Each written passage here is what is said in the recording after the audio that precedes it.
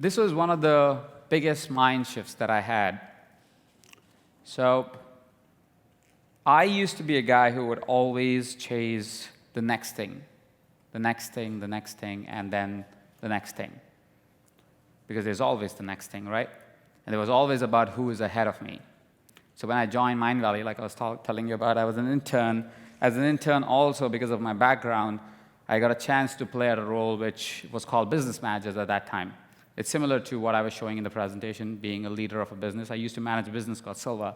There were many business managers in Mindvalley at that time. Now we don't do business managers. We operate a little bit differently. But there were about 3 more who used to manage different businesses. And what would happen is that because there were 3 or 4 business managers, we would always be very competitive, like any regular organization. We'll be like, who's making more sales this month? Who's creating more products this month? Whose business is growing more? Because you're business managers, you're responsible for verticals. And we would always keep competing. I'll always keep competing. Sleepless nights, crazy amount of hours that I was studying or working. It was crazy times. It was really crazy times. I'm sure you have had that time when you were in your corporate career, or you are even today looking at somebody else and going, that person, how can they do better than me? Right? And there's always the next thing then, and I might get the next goal, and the next revenue goal, and the next target, and the next thing that we got to get. That was good. It was good. I was getting successful. I felt that's the right thing to do. I was, yes, moving forward. But it was nothing close to for what happened once my dialogue changed. This dialogue change happened because there's a gentleman called Don Sullivan. I don't know, how many of you have heard of Don Sullivan, strategic coach? He has a program called Pure Genius. It's published by a company called Nightingale Cohen. It's like a $70 course, pretty cheap. It's called Pure Genius, and in this course, he talks about reverse gap. When I heard about the reverse gap, I heard 2 things. So to give you context, reverse gap is basically most of the people think about how there is a future, and that's where we always try to go. But as a kid, we are taught that you will never reach the horizon because horizon is just a mental construct. It's actually not the truth. There is nothing like a horizon, right? There's no end to the world because it's a circle, right? So there's no horizon that you reach, but it's a mental construct. That's same with goals. Goals are constructs of our mind and actually not true. You can move it close or far, whatever you want, because it's just a mental construct. It's not the truth. It's actually not there, right? But when you compare yourself to the goal, you always feel that you're behind. But if you see yourself from where you were versus where you are, you're always in a state of gratefulness, right? Wherever you were 3 months ago, or 3 years ago, 2 months ago, 2 years ago, whatever you want to compare yourself to, you're always forward. But if you always compare yourself to where you want to go, you are always behind and you're always demotivated. Whereas if you compare yourself to where you were, you're always motivated and you're always empowered, right? So that's called the reverse gap. In reverse, the gap that you've achieved, if you always look at that, your positioning, your strength is always, you're always at a stronger hold, you're always at a stronger position, you're always in a peak state, right? Because you're always grateful for wherever you are, right? So there were 2 things that I learned. First was this, is that there is a goal, yes. It's not that I don't have a goal, but at the same point of time, I am not so tied to it that it demotivates me. What makes me excited is where I have come, how far what I have achieved. But what also changed after that is I realized that if I don't care about my goal, if I actually forget about my goal, I actually get my goals faster. Now, it might sound really ridiculous that if you told us yesterday, make a sheet, put goals on the first page, and you want us to now forget our goals. But that's the truth. You write those goals for you to be reminded when you need to be reminded. But when you operate on a daily basis, the more present you are in the joy of doing what you do, and you position your success in today, in the joy of today, in the joy of what you do, what happens is, and this is mystical, and you can agree and disagree. I don't have scientific logic to back it, but what I've seen is that anything that I want happens faster and easier for me because I don't care about it. I don't care about it. I don't care about if I reach my revenue goal this year or not. I just enjoy the process of having fun while I'm doing it. And that's why every time I set a goal, even if I've set it only once in a year, I look at it maybe every 3 months or 6 months to be able to see where I am compared to my goal, but I don't really kill myself on it. I just enjoy the work that I'm doing. That has not only made my life blissful, of course, because then I'm like, if today is a fun day, that's a great day, let's celebrate it, right? Whatever way we celebrate, if it's sleep that I need to celebrate it or it's party, it doesn't matter, right? Till the time I have a great time today, right? So every day becomes powerful, but what happened, which was amazing for me to feel, and which is why I was like, this is definitely a good way to go forward, which is why I want to give this mindset to you, is that every goal became easy because I wasn't trying. It was just happening because I was just enjoying what I did. So I want you to reposition your success. What is success for you every single day? Not that goal that you put out 3 or 6 months from now, but what does it look like today? How would today look like? How is your day when you wake up in the morning? What are you doing that will make you feel so alive, so joyful, that you can actually enjoy that day? Irrespective if you achieved something or you didn't.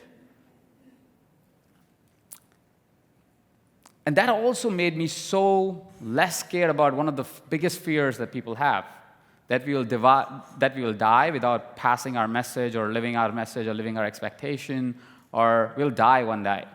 I'm absolutely cool if I die because I had so much fun with life already that I'm going to have more fun if you give me the chance, but if you don't, it's fine. I don't know afterlife, all that kind of stuff. Who cares? I'm having such a good time every day. I get to play every day. If I want to dance, I find the tribe who's willing to dance with me. As stupid as it sounds, I get to have fun. I get to play the way I want to play. So I want to give that mindset to you because it has helped me a lot to be able to live more fully and get whatever I want to get. The life I wanted to design, the goals I want to achieve, things I want to do, they just flow. Because I'm not worried about them, I'm not stressed about them, so my conversations are a lot more chill. Because, think about a sales conversation even. If you don't care if the person signs up with you, it's the easiest call you would ever do. It's the easiest call. If you're zero stress about, did I say the right things, the wrong things, but you only care about, did I have fun in that conversation, and did I do what I think I need to do, it's the easiest sales conversation. Same is for business. It's the easiest business when it's effortless. Cool? So say? Oh, great. Oh, okay. I was like, did you say something?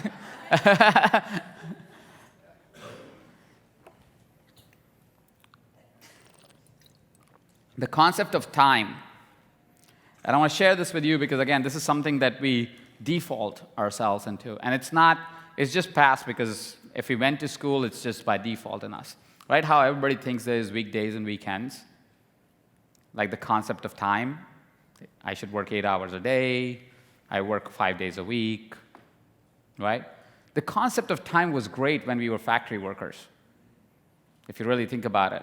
Because they needed to organize people to do stuff nobody really liked. If you really think about it, they were doing stuff nobody liked. Nobody likes to be a factory worker, put things from here to there. Right? That's why they needed the concept of time, and then they had to go, all right, you work all 7 days, you work 10-hour days. That's how initially factory work probably started. And then the laws came in and they said, all right, you'll have weekends and you'll have these many holidays in a year. You work 5 days a week, you work 8 hours. Right? It's a factory way of working. In our context, and what we do, if you really think about it, there is no 5 days. You could work 7 if you want to. You don't need to work 8 hours. You can work 2 if you want to.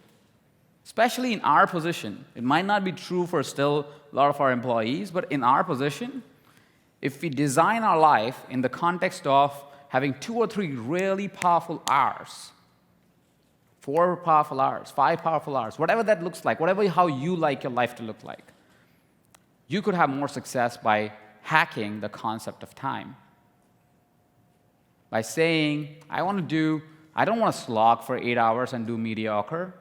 I want to work for 3 hours, but they will be so powerful when I actually do what I do, because I will have the downtime after that, so my brain's working better. you would be able to create so much more. So as much as I can coolly say I work 3-4 hours a day, those 3 or 4 hours, I'm intense because it's my best version, best day that I can deliver to my work. So the quality of work that I do is significantly higher than the quality of work I would do if I would do 8 hours. Right? So I want you to think about context of time, not in the sense of weekdays and weekends, but in the context of how you want time to be manipulated for yourself. Because it can be manipulated the way you want. Okay? This is where, so, no business has a straight line cycle, right? It always goes on the up and up. No business works like that. It's impossible. If you are coming from that paradigm, just know the biggest of businesses have bad times. It is the truth. It's not going to happen that the business is always going to be good. It just doesn't happen. It's not business then. It's jobs that are stable. Businesses are not. And you got to be okay with that. Be comfortable with that. But here's what will make you more comfortable in the bad times. If you are doing business, you're probably doing it for at least in the next 10, 20 years. Right? Some of you might be like, I only want to do it for 10 years. Fine, 10 years, whatever that thing is. Now, a bad month in the context of 10 years is a blip in that universe. Because we're talking about 120 months when we are talking about 10 years of work. Right? It eliminates that thing of saying, I had a bad month.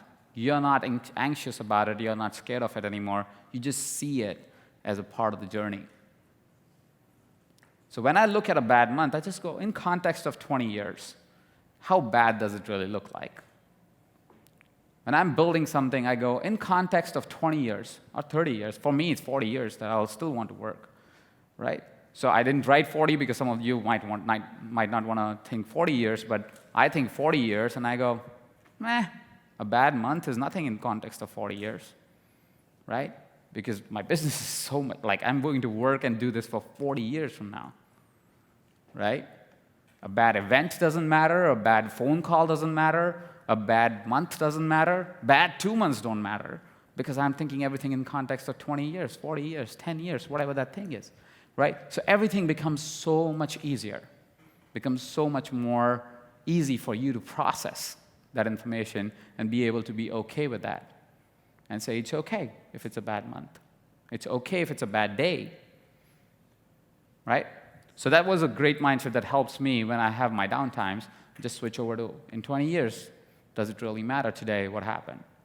And it doesn't.